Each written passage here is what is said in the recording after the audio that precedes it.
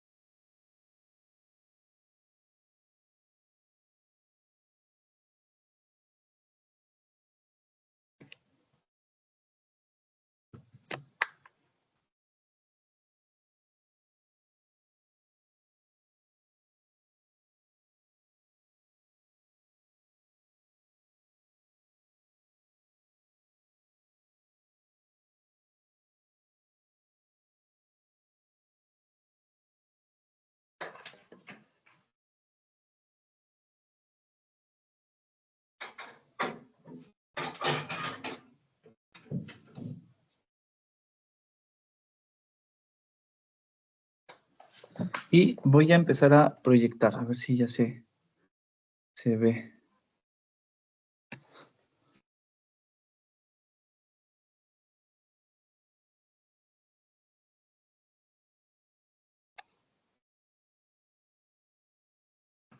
Ya se ve, ¿verdad? Sí. Ok, perfecto. Entonces, nada más que me cargue esta parte del contenido, ok, y vamos viendo precisamente, pues, nuestro siguiente tema. Acuérdense que habíamos visto, pues, bueno, ya vimos ahorita la Gestalt, la teoría de la Gestalt, y empezamos a ver, pues, también aspectos que tienen que ver con el desarrollo cognitivo, y estábamos viendo precisamente a Piaget, ¿ok?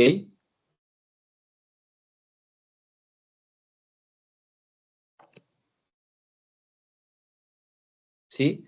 Entonces, el próximo domingo se cierra nuestro proyecto. Ya vimos algunas cosas, ya les pedí que hicieran anotaciones exactamente lo mismo. Entonces, hoy voy a iniciar precisamente con nuevamente la tarea para que si ustedes pueden ir tomando algunas notas, ok, de los temas que vamos a tratar, pues sea más sencillo para ustedes, ok, y vayan avanzando en esa parte.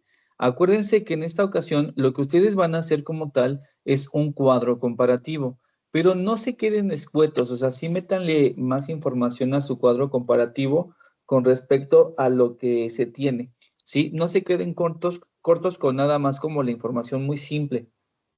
Eso realmente no nos va a servir de nada cuando nosotros estemos, pues, viendo este tipo de temas, ¿no? Lo ideal es que ustedes puedan tener como una mayor, variedad de todos los temas que se van, complementando, ¿sí? Con la intención de que, pues, también se lleguen de la mayor cantidad de información, ¿sí? Y les repito, prácticamente las dos carreras, tanto psicología como, pues, educación, va a estar teniendo precisamente, pues va a estar de lleno con estos temas, ¿vale?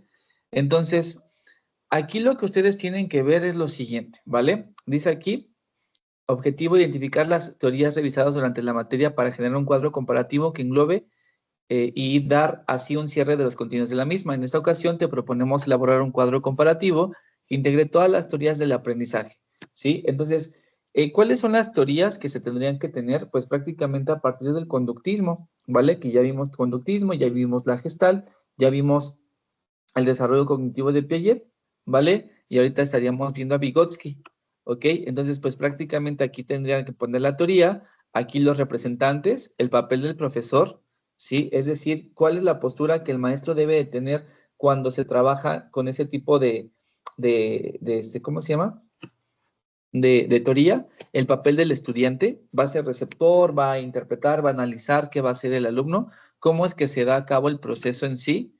También, por ejemplo, el papel del entorno. Cuando está hablando del papel del entorno, ¿a qué se está refiriendo? Básicamente se refiere a cómo el contexto o qué tan importante precisamente es el lugar donde el alumno pues está desenvolviendo, ¿vale? Si nos damos cuenta, por ejemplo, en el conductismo, no interesa. No nos interesa porque el que tiene mayor peso, pues es el profesor, el estudiante es pasivo, el proceso de aprendizaje se da basado en que el maestro tiene la razón y que él conoce y desarrolla las estrategias de acuerdo a lo que él piensa, él sabe y quiere hacer, ¿sí? Y ahí se queda. Y las observaciones, pues, ¿cómo lo ven? O sea, ¿ustedes consideran que es un buen punto o no? ¿Vale? Me parece que alguien levantó la mano, no identifiqué quién. pero no sé quién sea para que nos pueda comentar su duda. Sí, yo, perdón, profe, en el proceso EA dijo que es ¿qué?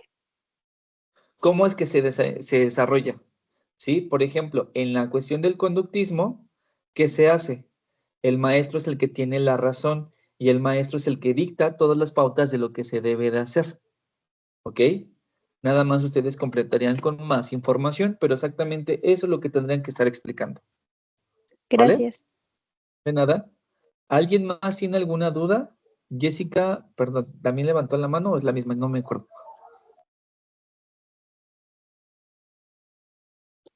Yo fui la que le pidió la palabra. Perdón, es que no vi tu nombre y se me fue. ¿Vale? Entonces, eso es lo que van Yo a hacer. tengo, Ajá, dime. sí, entonces, ¿cuántas teorías son en total? Mira, vamos a irnos acá, ¿vale? Miren, todo lo que nosotros estamos pidiendo es basado en plataforma. Si se dan cuenta, no nos está hablando de las teorías que estamos viendo desde, ¿cómo se llama? Desde el segundo parcial, ¿ok? Nos vamos a ir a contenido, ahorita les voy a decir exactamente cuáles son y ya posteriormente se las voy a poner en el apartado de noticias, ¿ok?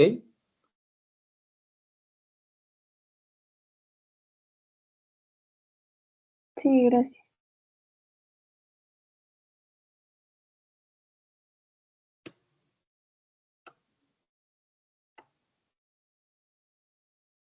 No, desde acá. Desde la unidad 2, ¿vale? Que empezamos con la teoría, ¿sí? Incluso ustedes si se dan cuenta, si le dan clic aquí, les va a aparecer teorías de el aprendizaje por asociación y la que nosotros vimos, ¿cuál fue? Fue el conductismo, ¿ok? Entonces, esa sería la primera. De hecho, se las voy a ir anotando primero acá, ¿vale? En el chat para que también ustedes las tengan. Teorías del cuadro comparativo. ¿Sí? 2 puntos por asociación, que les digo, nosotros ya lo vimos y lo vimos como el conductismo. ¿Ok? Esa es nuestra primera teoría. Nuestra segunda teoría, les digo, todo está prácticamente en las sesiones. ¿Sí? Nuestra sesión 3, pues es teorías por reestructuración. ¿Sí? ¿Se acuerdan que ahí vimos a la Gestalt? ¿Ok? Entonces, ahí está nuestra siguiente teoría. Después vimos en la sesión número 4, ¿sí? La segunda parte en la reestructuración, sí entra la Gestalt, pero también entra, ¿sí? Piaget. ¿Se acuerdan cómo se llama la teoría de Piaget?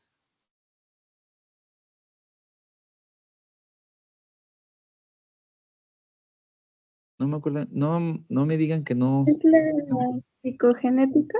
Exactamente. Sí, hay algunas teorías que de repente desprenden más información, entonces sí, psicogenética, ¿vale? Ahí está. Entonces ya ahí vamos prácticamente 3 partes. Ah, voy a cerrar.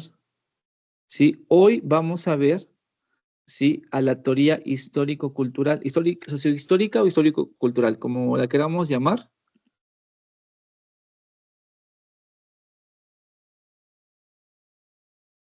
Sí, con Vygotsky. Esta está muy interesante. Sí, pero aquí.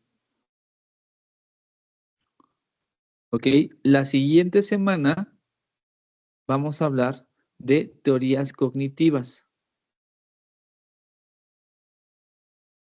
¿Sí? Donde vamos a conocer a David Ausubel. ¿Sí?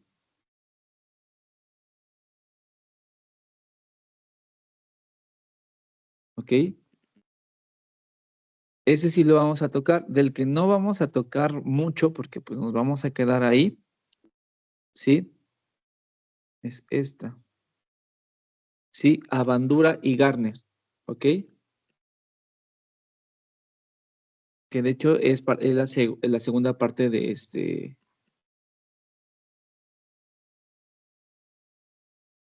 el tema, ¿vale? Entonces, ahí se las estoy poniendo para que ustedes tengan. ¿sí? Entonces, nada más para que quede claro, ya se los envié, ¿sí? Teorías del cuadro comparativo sería por asociación, que es el conductismo, por reestructuración, ahí entrarían dos, que es gestal y psicogenética, ¿ok? Después teoría histórico-cultural, donde entra David Ausubel y Gardner, ¿vale? Esos son los postulados que tienen que tener su cuadro. Se los envío ahorita en el chat del mensajero, ¿ok? Pero esas son las teorías de que tendríamos que estar hablando, ¿ok? ¿Alguna otra duda? Bueno, profesor, Ajá, adelante. perdón, ahorita como que se me desconectó, no pude verlo de 1 minuto más o menos. 2 Ok, minutos. Perdón, disculpe. no te preocupes. ¿Cuál es tu duda, Lazar? Mire, lo que pasa es que como ahorita no he encontrado las grabaciones, ahorita pues me agarra a veces en carretera, entonces ahorita se me desconectó un poquito, entonces y que empezó a hablar acerca de uno de los métodos, ¿no? De enseñanza. Como tal métodos, no los estamos viendo. Lo que les mencionaba en este momento era precisamente del cuadro que ustedes van a hacer para su segunda entrega. Ajá, sí, de hecho yo lo empecé. Ah, ok. Entonces, lo que les estaba diciendo es que ahorita se los mostré con la intención de que también ustedes, pues, si podían ir haciendo anotaciones para ir llenando el cuadro con esta clase, pues sería lo mejor, Ah, ok, ¿ok? sí, está bien. Sí, no te Gracias. preocupes. Entonces, lo que puedan ir agarrando, ¿vale? Para que ustedes, pues sí, le avancen a su tarea y no les sea tan pesado, ¿vale? Levantó la mano Jocelyn Marisol, adelante. Sí, profe, ¿podría volver a revisar los parámetros del cuadro, por favor? Sí. Sobre todo en la parte que dice la opinión del profesor. Voy.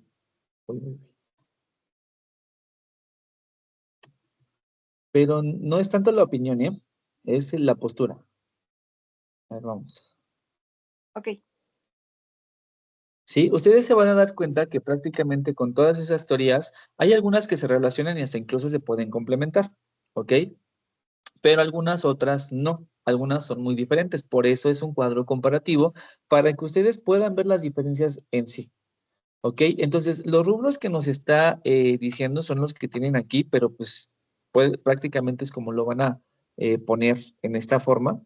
¿Sí? Número uno, aquí la teoría, como yo les dije, pues van a ser prácticamente su cuadro, tendría el conductismo, la gestal psicogenética, ¿sí? Sociohistórica, David Ausubel y Gardner, prácticamente 6 apartados. Eso es lo que tendría que tener su cuadro. Los representantes es nada más poner los nombres, ¿vale? De quiénes son. Papel del profesor, ¿sí? Repito, en esta parte del papel del profesor ustedes tienen que explicar cómo es que tiene que ser un maestro. Ahora, la mayoría me va a decir, bueno, esto es más como de educación. Sí y no. ¿Por qué motivo? Porque de una u otra forma, ustedes los que están en psicología, recuerden, para empezar, el aprendizaje es un proceso cognitivo. Y en segundo momento, pues también nosotros nos vamos a dar cuenta de que cuando se ven algunas teorías ay, se me fue la palabra, ay, se me fue. Para trabajar con pacientes, sí, pero no me acuerdo bien cómo se llaman, se me fue. Bueno, para cuestiones de terapia, de repente el papel del profesor va a ser el papel que va a tener el terapeuta, ¿ok? Entonces ustedes también lo pueden ver desde ese punto de vista, ¿sí? También, por ejemplo, el papel del estudiante es lo mismo, ¿no? Ok, el estudiante cómo tiene que ser, pero la persona que recibe terapia también cómo tiene que trabajar, ¿no? Por ejemplo, en el conductismo, pues regularmente si vamos con un psicólogo conductista, pues escuchamos, atendemos indicaciones y obedecemos lo que nos dice para trabajar, ¿no? Pero si nos fuéramos con otro tipo de corriente psicológica para una terapia, sí, disculpen, ahí sí no soy muy bueno, no sé, como por ejemplo, ay, se me fue, no sé, el psicoanálisis que hay, no, ahí estoy. Ah, perdón, ¿mande? No, que eso que el psicoanálisis, por ejemplo. Sí, exactamente. Si nos vamos al psicoanálisis, ¿cómo sería el papel que precisamente tiene el psicólogo? ¿Sí? No es el mismo que tiene uno que es conductista, es diferente. Lo mismo el papel del paciente. ¿Sí? El papel del paciente pues también va a ser diferente. ¿ok? Ya cuando lleguemos a esta parte del proceso de enseñanza-aprendizaje, lo que ustedes van a hacer es describir, no lo digan, ¿vale? Describan. Yo tengo una situación con muchos alumnos, ¿cuál es? ¿Vale? Y no es como que algo personal, no, es muy diferente. Que la mayoría ya nos acostumbramos a solamente decir, y si yo lo escribo, se sobreentiende, ¿no? Y no, lo que ustedes tienen que hacer es describir, sean muy precisos, ¿sí? Alguien me dijo, entonces, ¿quiere que le metamos mucho? No, no es tampoco meterle paja, así se llama cuando nada más metemos información en un texto y no dice nada, ¿no? Lo que es importante aquí es que ustedes metan todo y describan cómo se da el proceso. El maestro dice, relacta, entonces el alumno solamente obedece indicaciones como por ejemplo, etc.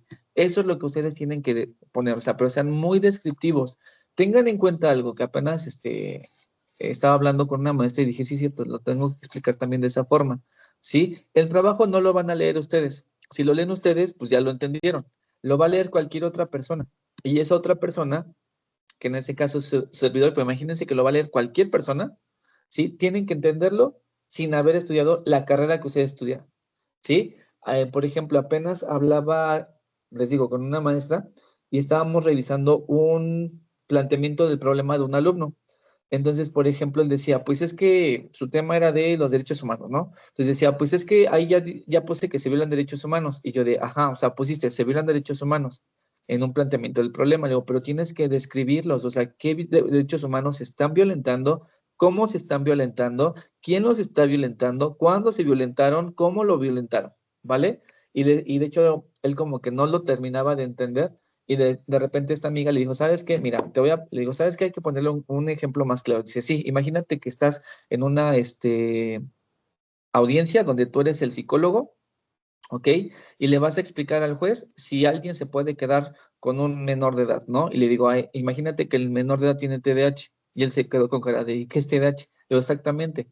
Entonces, si la psicóloga te dice, sí, se lo tiene que dar el papá porque la mamá tiene, bueno, el niño tiene TDAH y la mamá tiene las condiciones socioeconómicas, etc, y aparte tiene PLT y no sé qué más. Entonces, si empezamos a hablar con terminología, ¿quién lo va a entender? Pues nada más la persona que lo está hablando. Pero ustedes tienen que fijarse que esta tarea la tiene que leer cualquier persona y cualquier persona tiene que ser capaz precisamente de poder entenderla para que tengan una mejor calificación y de paso también vayan trabajando su redacción. ¿Ok? Hasta aquí vamos bien en la parte del proceso de enseñanza-aprendizaje. Sí. Ok, el papel del entorno. ¿A qué se refiere el papel del entorno? Se refiere básicamente al contexto. ¿Cómo es que tiene que ser el entorno? Vamos a darnos cuenta que en algunas teorías el contexto va a jugar un papel bien importante y en otras, la verdad, no tanto. Ejemplo, en la cuestión del conductismo, ¿nos importa lo que piensen padres de familia, amigos y personas alrededor de la persona que está tomando terapia o que está aprendiendo? ¿Nos importaría? ¿Creen que sí o creen que no?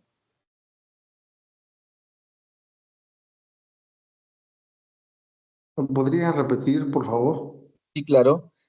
Ejemplo, en el conductismo nos interesa lo que piensen otras personas, ¿sí? O el contexto, amigos, padres de familia, tanto en educación o en psicología, ¿vale? Nos interesaría, o sea, realmente puede ser beneficioso para que se lleve a cabo el conductismo.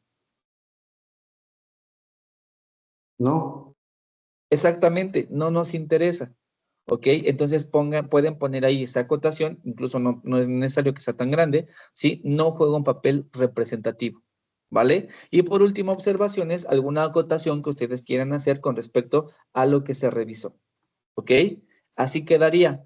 Hoy que vamos a ver la teoría sociohistórica, nos vamos a dar cuenta que el papel del entorno en esta ocasión sí va a jugar un papel bien importante. ¿Vale? A diferencia de las otras teorías. Pero, por ejemplo, también yo les decía la semana pasada con Piaget, el papel del entorno, del contexto, ¿juega un papel importante con Piaget en la teoría psicogenética? Sí. Exactamente, sí lo juega. ¿Por qué? Porque al fin y al cabo, pues el niño va a aprender de acuerdo a las experiencias que se le presenten. Entonces, si vive en un entorno rodeado o que tiene mayor acceso a la mayor cantidad de experiencias posibles, pues el niño va a aprender más, ¿sí? Y niños que tienen o están más aislados y que el entorno no es tan diverso, pues difícilmente van a aprender. Entonces, eso es lo que ustedes tendrían que estar plasmando ahí, ¿ok? Y les repito, en observaciones, cualquier dato o cosa que ustedes crean que es importante considerar, que a lo mejor no estuvo en esos puntos. Entonces, ¿sí queda claro cuál va a ser su tarea? Sí. Profe, entonces, resumiendo, ¿se podría decir que son 5 teorías las que se van a incluir? A ver, sería conductismo, gestal, psicogenética, histórico-cultural, David Ausubel y Gardner. Son 6. ¿Vale? Ok. Perdón. No había comentado que David Ausubel y Garner eran teorías cognitivas. Sí. Mire, lo que pasa es que algunos representantes como tal sí entran en diferentes, entran dentro de las mismas teorías, pero también los podemos ver de forma aislada o diferente, ¿sí? Para que también ustedes conozcan un poco más acerca del proceso, porque sí nos dan como puntos muy similares, pero también puntos diferentes en algunas ocasiones. Entonces los ponemos separados, ¿verdad? Pónganlos separados, Muchas ¿vale? gracias. No, no, ¿de qué? ¿Ok? ¿Alguna otra pregunta?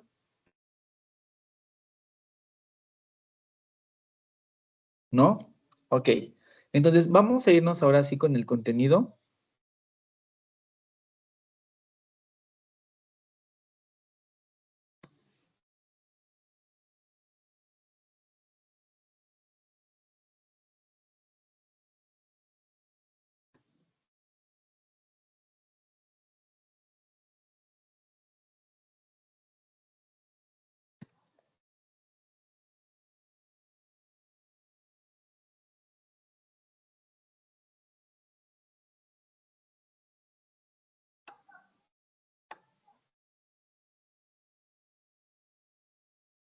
¿Ok?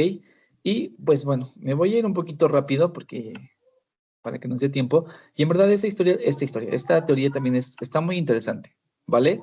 Dice aquí, la teoría sociohistórica del aprendizaje plantea que la cultura es determinante para explicar el proceso de adquisición de conocimientos, habilidades y actitudes de los niños. Ojo, cuando está hablando de la cultura, está hablando también del contexto, ¿vale? Desde su perspectiva, el ser humano cuenta con una dotación de herramientas innatas, es decir, que tenemos una cantidad de herramientas que nosotros ya tenemos desde que nacemos, las cuales se desarrollan con base en la interacción social en la que participa. Es decir, yo tengo herramientas con las cuales yo empiezo a desarrollarme, ¿sí? De forma cognitiva en cuanto yo empiezo a participar con otras personas. Imagina que llega a ti un niño de 5 años que acaba de ingresar al kinder, ¿vale? A segundo de preescolar, que de hecho no debería decir kinder, debería decir segundo de preescolar. Ha sido reportado por su profesora porque no participa en las actividades que llevan a cabo en el salón de clase. Es un niño que usualmente está usualmente sentado y que no interactúa con el resto del grupo, ni en clase ni en la hora del recreo. Por lo anterior, la profesora reporta además un retraso en el desarrollo del lenguaje, es decir, que todavía habla como si fuera pues bebé, ¿vale? Los niños de segundo de preescolar tienen 4 años, ¿ok?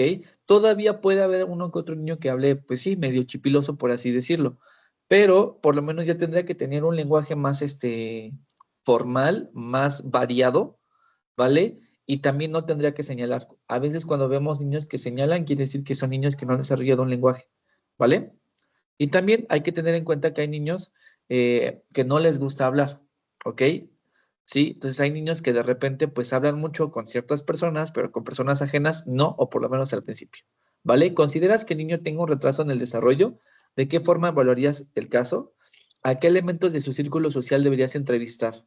¿Ok? Entonces, nuevamente el contexto, círculo social, las personas que están a su alrededor. Ten presente que antes de emitir un juicio sobre el niño, es importante tener todos los datos y opiniones de quienes conviven con él, de forma que puedas emitir un diagnóstico objetivo y basado en evidencias reales. ¿Ok? Entonces, ¿qué nos está diciendo? Que nosotros tenemos que tener, pues, también conocimiento de con quién vive y cómo se relaciona. Pregunta, ¿con quién tendría que vivir un niño de segundo de preescolar?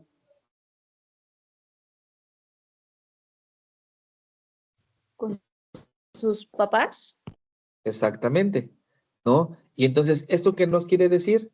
Que de acuerdo a cómo sean sus papás y lo vayan formando, ¿sí? Él va creciendo. Pero cuando yo me refiero de formar, no me refiero a que lo hagan bien. Y también cabe mencionar algo, ¿eh? O sea, nadie nos enseña a ser papás y siempre cometemos errores. O sea, eso es algo que también tenemos que entender. Pero también vamos a vislumbrar que en muchas ocasiones ciertos papás pueden cometer errores y incluso a veces no son conscientes de los mismos, ¿no? Por ejemplo, actualmente se está viendo mucho la sobreprotección en niños, ¿vale? Entonces el niño ya no desarrolla muchas habilidades, ¿por qué? Porque lo están sobreprotegiendo todo el tiempo, ¿sí? Entonces, niños que son berrinchudos, niños que no quieren ir a la escuela, niños que tienen problemas de lenguaje, ¿sí? Regularmente es por los papás, ¿ok? No digo que toda la culpa es de los papás, pero sí en algunas ocasiones influyen mucho precisamente por la sobreprotección que pueden tener hacia ellos. ¿Ok? Voy a ver de rápido la infografía, ¿sí? Nada, porque ahorita vamos a ver más con las diapositivas que nos da plataforma, ¿sí? Pero para empezar, David, León Vygotsky, vamos a encontrar que, de acuerdo al el sitio web a veces que podemos encontrar, lo vamos a encontrar con diferentes nombres, como Lev Seminovich Vygotsky o a veces León Seminovich Vygotsky, ¿vale? Su nombre sí es León, ¿vale? Vygotsky. Para más sencillo, solo Vygotsky en algunas ocasiones. ¿Ok? Autor de la teoría sociohistórico-cultural o sociohistórica, en la cual sostiene que el ser humano como ser social aprende por medio de la interacción con su entorno y su cultura. La cultura va a ser bien importante. Antes de seguir, yo nada más preguntaría, ¿qué es la cultura? ¿Cómo me podrían definir la cultura?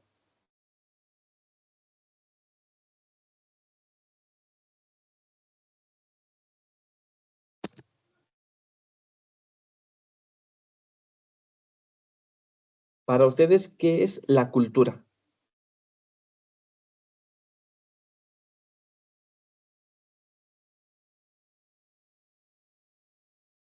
¿Alguna idea?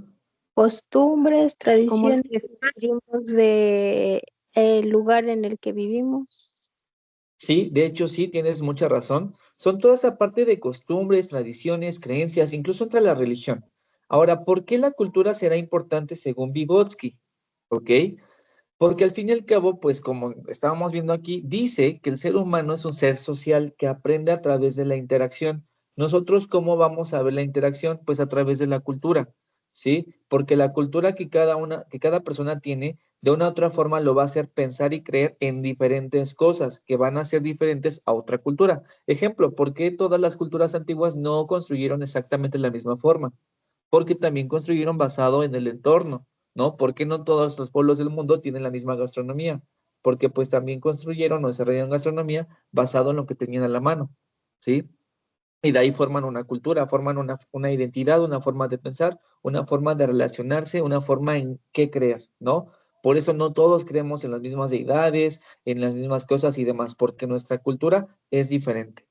¿Ok? Entonces, eso es lo que nosotros tenemos que tener en cuenta. Entonces, nos dice que la persona va a crecer y va a desarrollarse de acuerdo a la cultura en la que está viviendo y en la que se está desarrollando. Afirma que el niño adquiere habilidades cognitivas por medio en el que se desenvuelve interiorizando conductas, patrones, habilidades y pensamientos propios de su sociedad.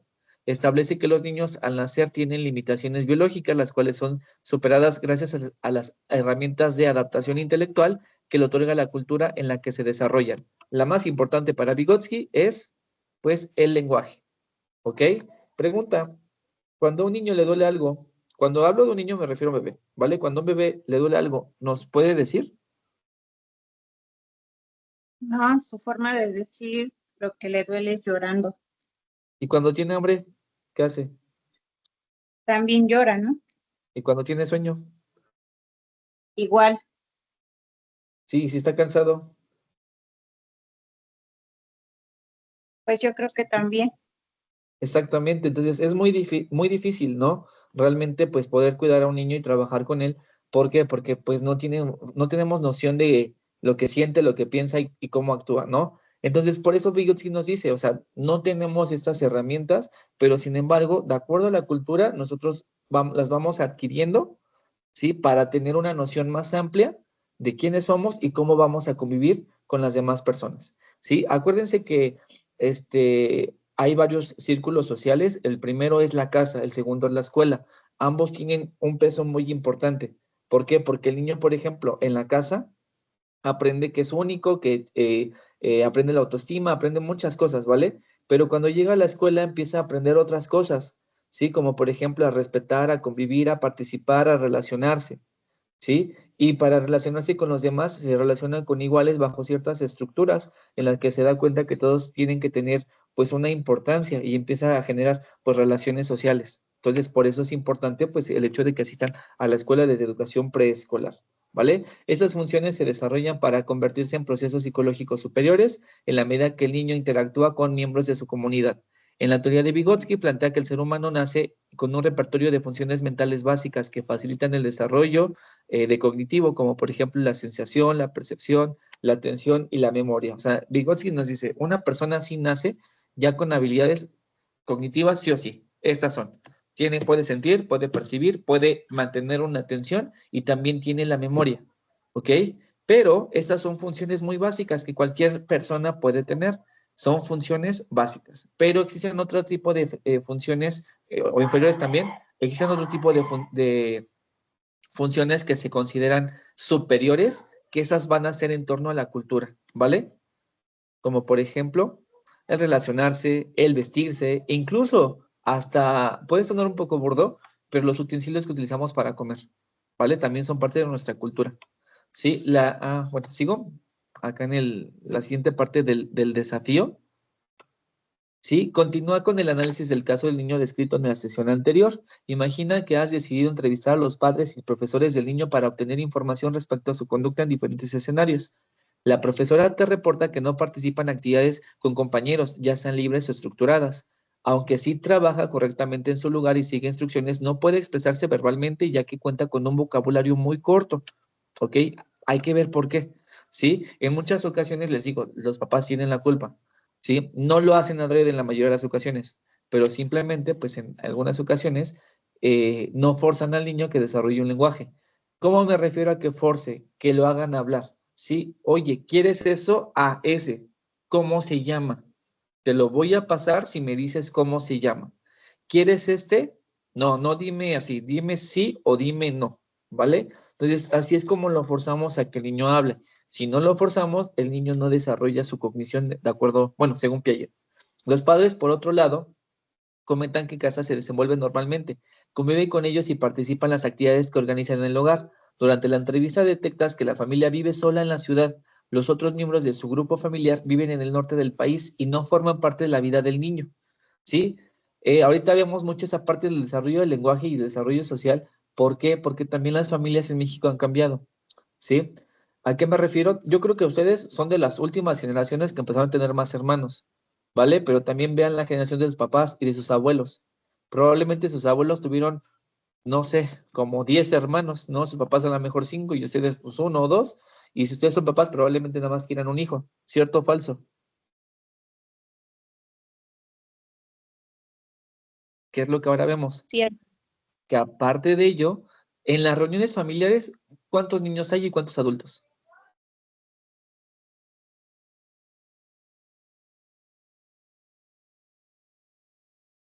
¿No han visto fiestas infantiles donde hay más adultos que niños?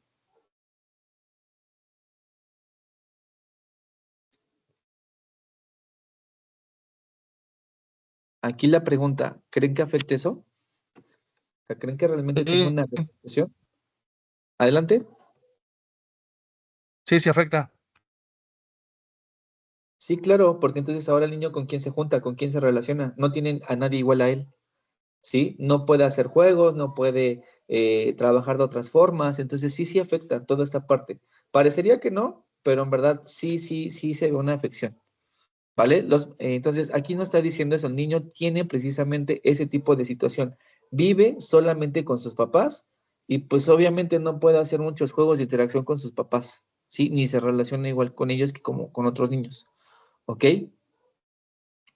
Bueno, no forman parte de la vida del niño, quienes se relacionan socialmente exclusivamente con sus padres, y el ingreso a la escuela hace 2 meses fue su primer acercamiento a un entorno escolar y con otros niños. Ahorita, por ejemplo, yo tengo, bueno, ya no tengo, sí, porque lo tuve en preescolar solamente 1 año, sí, a un niño que no habla, y hasta la fecha no habla. Entonces yo le decía a los papás, no me preocupa preescolar porque el niño se está adaptando a pesar de que no habla, sí está relacionándose y sus compañeros lo están aceptando y lo están ayudando. El problema va a ser en primaria, donde pues ya el contenido que él va a aprender pues es más elevado y donde pues también como maestros no tenemos noción de si está aprendiendo o no, porque el niño solo copia, pero no porque copia aprende, ¿sí? Entonces, indagando un poco precisamente la cuestión de los papás, pues el papá ya tiene, lo tuvo a los 52 años. Entonces, el papá tiene ahorita 56, el niño tiene, no, papá ya tiene 58, ¿vale? La mamá es más joven, pero también la mamá lo tuvo a los 42, entonces la mamá ahorita tiene 48, ¿ok? Tiene un hermano mayor, su hermano mayor tiene 14 años. Es decir, que prácticamente cuando nace este niño, el otro ya tenía 10, entonces pues ya no podían jugar, ¿vale? Y por ejemplo, este niño nació también en temporada de pandemia, donde todo el tiempo lo tuvieron encerrado en un departamento a donde solamente veía a su hermano mayor, a su mamá, a su papá, y en algunas ocasiones a una prima que tiene síndrome de Down y que también ya es adolescente. Entonces, ¿con quién se relacionaba? Con nadie. Entonces también de ahí viene ese problema con él. De hecho, se canalizó a terapia y sí salió que era pues estilo de crianza pues un poco deficiente, ¿vale? Pero bueno, les repito, a veces hacen ese tipo de cosas pues sin querer.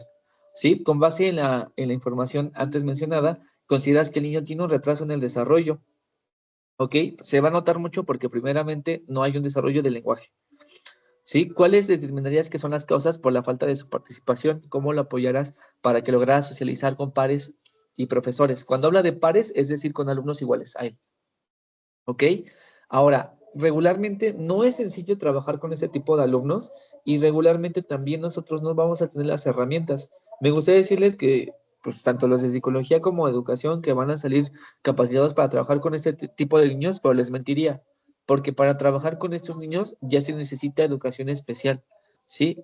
Es decir, trabajar, pues, una especialidad, una maestría, o un diplomado en ese tipo de cuestiones, ¿vale? Pero al menos ustedes, todos, tanto psicología como educación, tienen que tener las condiciones nada más para poder identificar y posiblemente canalizar. Cuando me refiero a canalizar es saber a dónde lo vamos a mandar.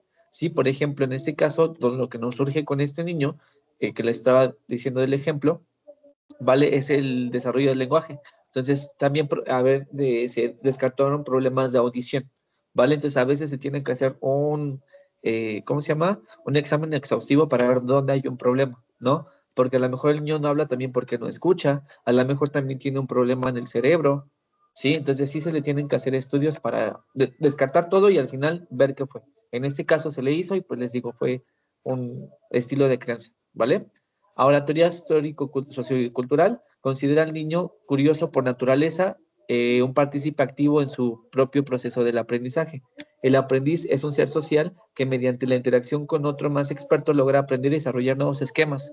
¿Sí? Aquí, ¿qué nos quiere decir? Que prácticamente un niño se relaciona con otro y le enseña, ¿vale? Pero porque están en el mismo nivel, aprenden igual. A veces es más fácil que nos pueda explicar un compañero cuando yo ya no le entiendo al maestro, ¿no? Entonces vean ahí también el papel del alumno y del profesor. El experto es aquel que sabe más que el aprendiz. Su rol consiste en guiar, ahí está, ¿vale? Al aprendiz para facilitar el proceso de aprendizaje y en estructurar escenarios de aprendizaje con los elementos necesarios para que el aprendiz descubra cómo solucionar problemas. Ahí es el papel del profesor, ¿vale? Ahí está. ¿Sí? En la teoría sociohistórica o histórico-cultural. De las dos formas se puede decir. ¿Ok? Ahí lo tienen. ¿Sí? El ser humano se adapta a la realidad transformándola y transformándose también a sí mismo. Utiliza mediadores cuyo papel es facilitar, coordinar y orientar el proceso de aprendizaje de los alumnos y ayudarlo a participar en la resolución de conflictos. Ahí también es el otro punto de cómo se da el proceso. ¿Sí? A través de mediadores. Los mediadores, ¿qué van a hacer básicamente? Nos van a llevar, o también se consideran así, herramientas culturales que nos ayudan a adaptarnos y a participar en un entorno regular. Un ejemplo de una herramienta, sí, actualmente son los celulares. ¿Por qué? Porque a través de ellos nosotros nos podemos comunicar y aprendemos, ¿vale? Pero también las herramientas culturales van a ser todas aquellas que son características de una sociedad. Un ejemplo, si habláramos de las sociedades de tiempo atrás, por eso se llama también histórica, porque pues, también nos dice que la gente no aprendía de la misma forma hace 100 años o hace 200 años que ahora, ¿sí? ¿Por qué? Porque la cultura también cambió, ¿sí? Las formas en las que pensamos, creemos y demás son diferentes a lo largo de toda nuestra historia, ¿ok? Entonces, por ejemplo, si habláramos de una herramienta cultural de hace 100 años, podríamos hablar de la máquina de escribir, ¿sí? O de la radio, que tenía una gran presencia. Actualmente, pues sí la seguimos utilizando, pero ya no tanto como antes, ¿no? Y si nos fuéramos hace 200 años, pues también nuestras herramientas serían diferentes, ¿no? Vygotsky distingue entre 3 formas de transformación cultural de herramientas: aprendizaje imitativo, aprendizaje instruido y aprendizaje colaborativo, ¿sí? Es decir, yo imito, es decir, alguien me enseña, o yo colaboro y todos aprendemos. Por su parte, el andamiaje se refiere al apoyo que otorgan los adultos al niño en su paso a la zona de desarrollo próximo, con la intención de que se logre llevar a cabo las actividades por sí solo, ¿vale? Entonces me voy a ir tantito a las diapositivas en lo que les empiezo a explicar esta parte de las zonas de desarrollo. Vygotsky nos decía que precisamente existen zonas de desarrollo, ¿ok? Estas zonas de desarrollo, ¿qué nos quieren decir? Hagan de cuenta que es un círculo, ¿vale? Entonces, lo de adentro es lo que yo sé, ¿ok? Pero también ese círculo va a tener otra capa afuera, y esa capa es lo que yo debería de saber, ¿ok? Entonces, no es lo mismo lo que yo sé a lo que yo debería de saber. Regularmente, pues nosotros tendríamos que estar viendo, pues, una cantidad mayor de información, ¿ok? ¿A qué me refiero con una cantidad mayor de información? ¿Sí? Que, por ejemplo, sí, que, por ejemplo, de repente estemos viendo, ¿cómo les podría decir? ¿Sí? Ejemplo, yo lo que tengo que hacer es aprender a leer, ¿ok? Un ejemplo, bro, ¿ok? Pero en ese aprender a leer, ahorita solamente conozco o identifico letras o sílabas.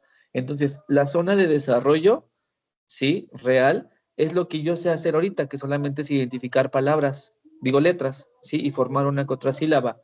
La zona de desarrollo potencial es que yo ya lea de forma corrida, ¿ok? Y que también tenga precisamente comprensión lectora, es decir, que pueda comprender la información que me está plasmando. Entonces, a eso se refiere ese tipo de círculo, ¿vale? O ese tipo de ideas. Entonces, nada más voy a complementar algunas cosas, ¿sí? Algunas ya las vimos en la infografía. Sobre todo de lo último, que es lo que más me interesa, ¿sí? Establece que los niños, bueno, ya están ahí los desarrollos. Bueno, sí, ya también lo había mencionado. Y pues, bueno, aquí el papel del aprendiz para que también lo tengan en cuenta y puedan agregar más información. ¿Sí? ¿Cómo es el alumno? Pues es curioso por naturaleza, participativo, y así de hecho son los niños, ¿no? O sea, Vygotsky, nada más dato curioso, Vygotsky no terminó su teoría, sí, no porque fuera flojo, sino porque no le alcanzó la vida. Él murió cerca de los 38 años de tuberculosis, aprox, ¿vale? Entre 38 y 40 años. Murió de tuberculosis, entonces él todavía estaba escribiendo su teoría cuando falleció. Entonces, pues nos quedamos con la incógnita de qué más iba a sacar de esta teoría. ¿Ok? Entonces, también es ruso, ¿ok? También, bueno, tiene el participante o el alumno tiene una participación activa en su propio proceso, ¿sí? Porque él lo menciona, es un ser social, ¿sí? Él va a tener mucho esa connotación. El ser humano es un ser social y como es un ser social tiene que convivir. Y como tiene que convivir, va a aprender de todos y va a aprender para todos y con todos, ¿vale? Entonces, ahora sí, del experto, para complementar más, y lo que les decía hace ratito, es quien guía el aprendizaje para facilitar el proceso, estructura de escenarios de aprendizaje. Esa va a ser la tarea del maestro, ¿sí? Precisamente ver cómo adecua lo que tiene a su alrededor para que el alumno pueda aprender, ¿sí? Y bueno, yo también se los había dicho ahorita. Estas son las zonas de desarrollo, sí, como les decía, el tutor pues iba a tener un papel, una zona de desarrollo mucho más elevada, sí, pero el aprendiz no. El aprendiz está todavía abajo, tiene una zona de desarrollo real y tiene que llegar a una potencial para que posteriormente, cuando llegue aquí, pues pueda seguir aprendiendo, ¿sí? Entonces dicen aquí nivel real, nivel de maduración actual del niño, donde funciona sin ayuda, nivel potencial, funciones que están aún en proceso de maduración y zona de desarrollo potencial, la distancia que hay entre ambos, ¿sí? Es decir, de aquí a acá, ¿sí? En teoría, cada vez que el niño aprende tendría que ser esa distancia más corta, pero en algunas ocasiones no, ¿ok? Ahora, sí me quería estancar un poquito en esta parte del andamiaje, porque ¿a qué se refiere? ¿Sí? Al apoyo que se otorgan los adultos a niños por su paso en la zona de desarrollo próximo, con la intención de que logre llevar a cabo las actividades por sí solo. Eso va a ser lo más importante del andamiaje, que el niño pueda lograr desarrollar las actividades por sí solo. ¿Ok?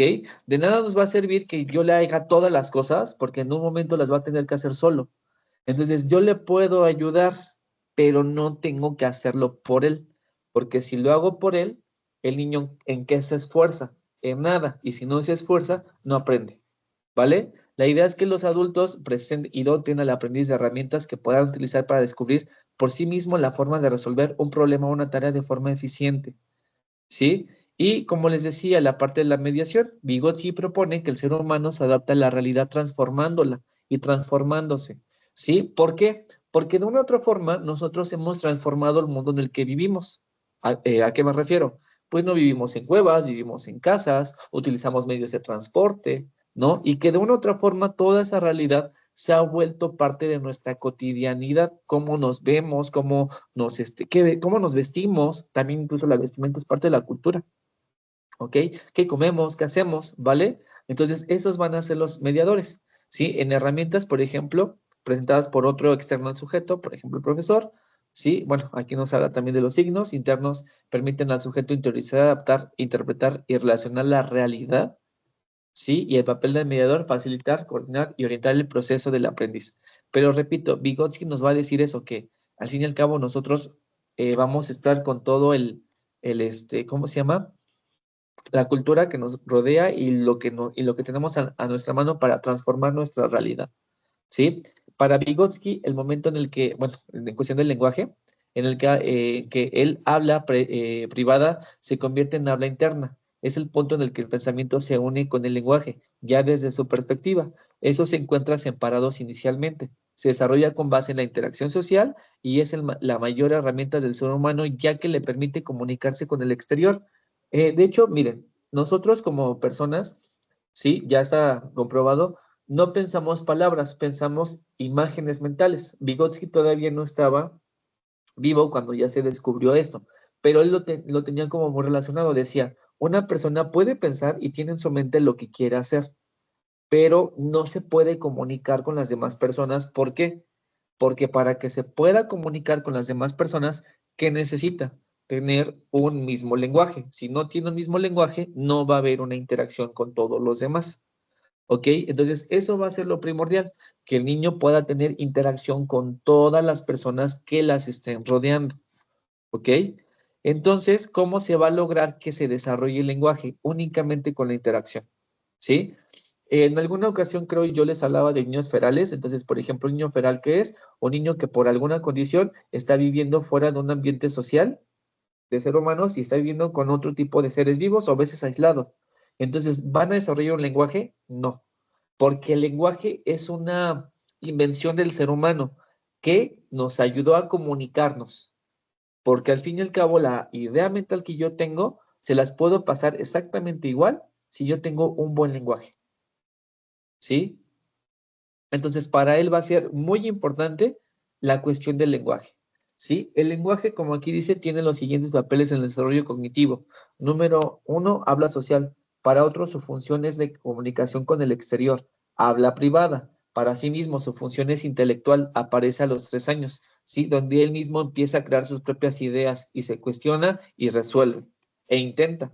Y después el habla interna no es audible, su función es lograr la autorregulación, aparece a los 7 años. Es decir, ya a los 7 años, ok, yo puedo decir esto, pero tal vez me regañen, pero si me subo aquí me puedo caer y va a pasar esto. Entonces ya es como más, ya no es solamente una idea, sino ya es más pensar y cuestionarse.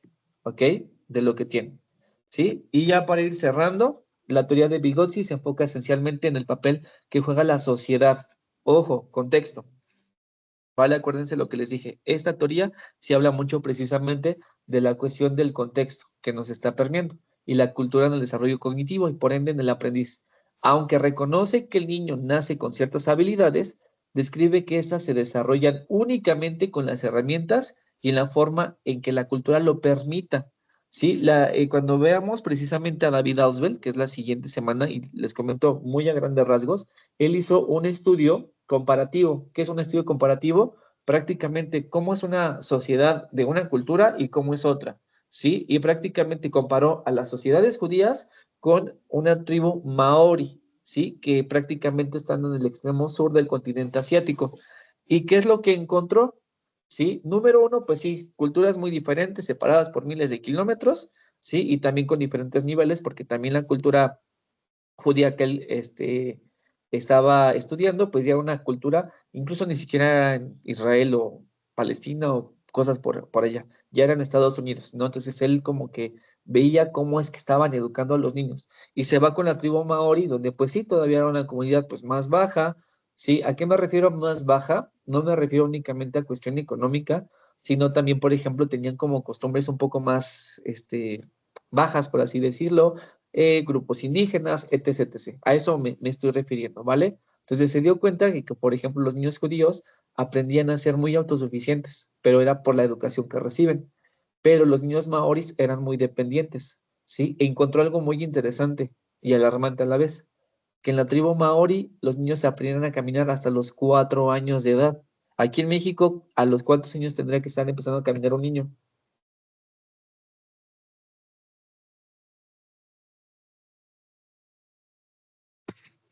¿Quién ya es mamá? ¿Quién es papá? ¿A los cuántos años?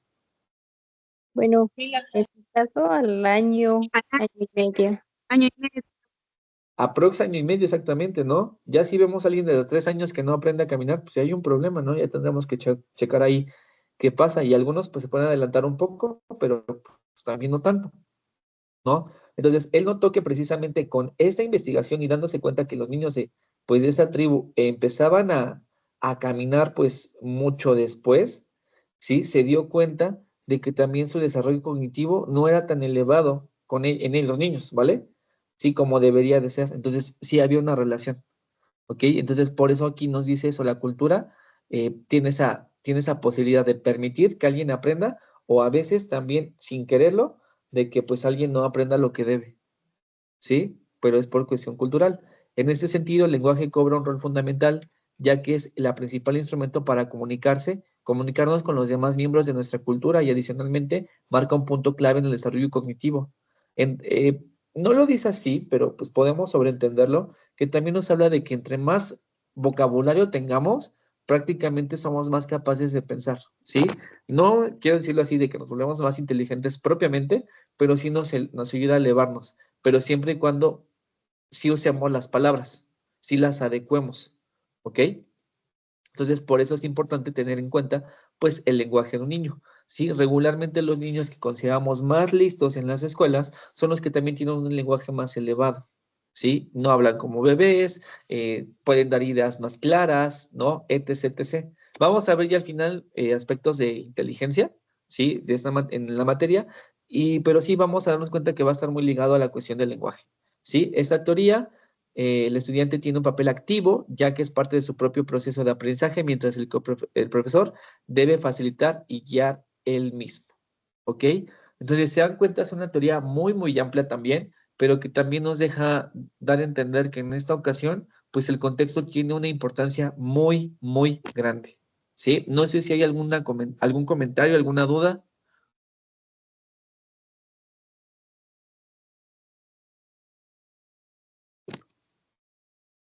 Sí, por favor. ¿Sí? Si hay algún comentario.